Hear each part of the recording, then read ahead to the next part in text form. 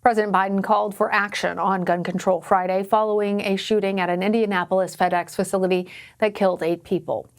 It comes as the president held his first in-person meeting with a foreign leader. CBS News senior White House correspondent Weijia Jiang reports.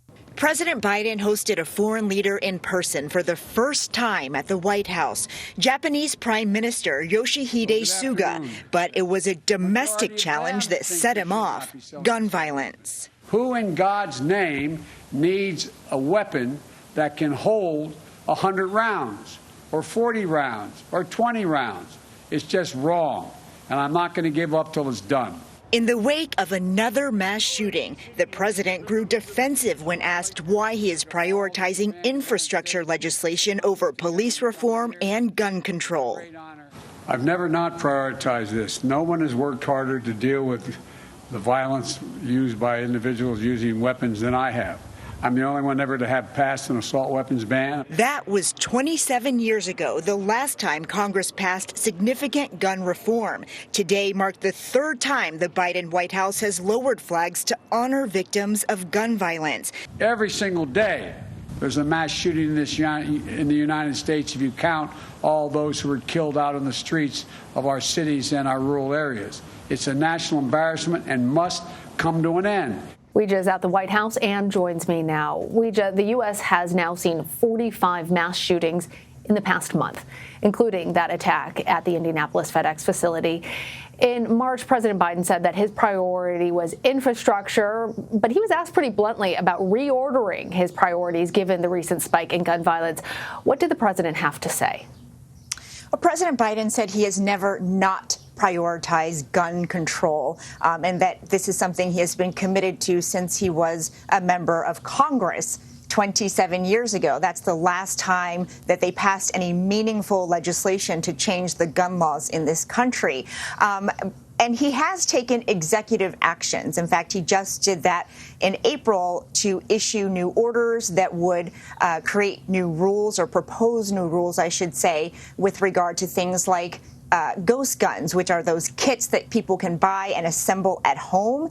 And he has acknowledged, though, that he can only do so much on his own. So back then, and just like he did today, he urged lawmakers to do their part and to pass meaningful gun reform, which is not easy because, again, it's been nearly 30 years since that has happened. So he was very fired up, and you could tell that he was very frustrated in calling lawmakers once again to do something, because he only has so much power to act alone.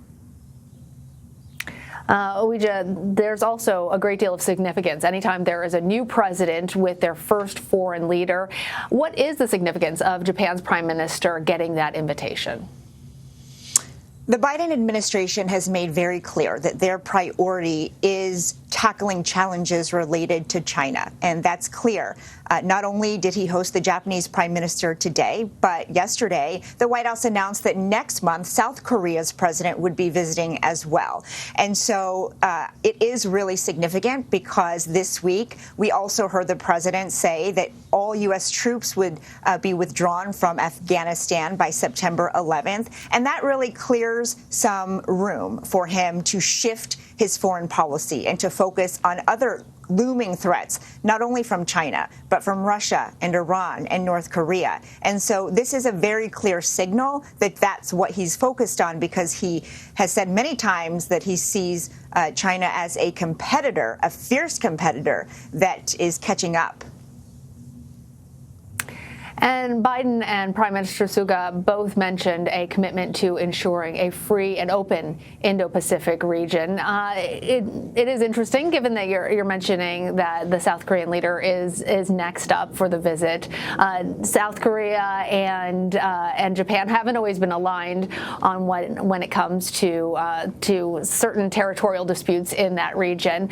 But when it comes to all of these countries, there are mutual interests that they have. You mentioned China. Sure. I'm wondering what sorts of actions they might take to counter aggression from China, as well as the saber rattling that we're hearing from North Korea. It's a little bit tricky because when it comes to issuing sanctions, for example, the Biden administration has already done that in response to China's ongoing abuses of human rights. But that's not something that Japan can so easily do because its economy is really tied up with Beijing. And so they have to tread carefully and make sure that they are not just competitors, but cooperators as well. And so they are not only looking at China's insistence on becoming the global economic powerhouse, but they're also looking at China's aggression in the South China Sea, which is near Taiwan, as it continues to claim ownership of Taiwan. And, you know, North Korea, as you rightfully mentioned, Lana, is a huge priority because despite what the former administration likes to say about their progress made toward denuclearization, that's simply not true. In fact, recently, North Korea fired off 2 short-range ballistic missiles that were in the sea near Japan. So that is something that they talked about today as well. But we really haven't heard what this administration's strategy is going to be in dealing with Kim Jong-un. I imagine it will be very, very different from the love letters and the meetings that we saw by former President Trump. But it is something that we have to keep a close eye on and that these countries are working together to try to curb.